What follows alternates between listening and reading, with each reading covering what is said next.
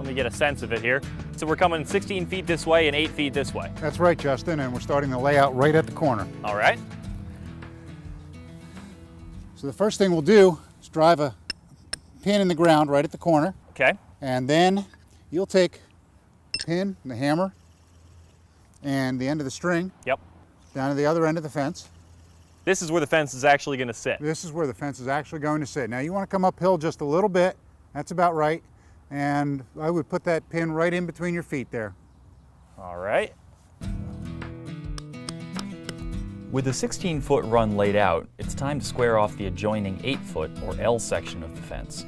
This is easy to do using a Pythagorean triple, or what non-eggheads call a 3-4-5 triangle. For those who missed this day in math class, here's the gist. A triangle that has sides measuring 3 foot, 4 foot, and 5 foot creates a perfectly square 90-degree corner. For squaring up big areas like a fence layout, use a multiple of 3, 4, 5, like 6, 8, 10. Here's how to do it. From the corner, measure out 6 feet on the long run of fence, then measure out 8 feet to approximate the short run. Hold a tape from the 6-foot mark and measure out 10 feet. Adjust so the 10-foot and 8-foot points line up, automatically creating a perfectly square corner. Here's how it looked for us. Take this pin, Okay. go down about 6 feet. Right there. And drive that in on the line at 6 feet. All right.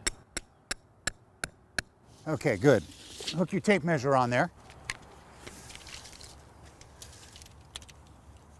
And we want yours to measure 10 feet and mine to measure 8 feet.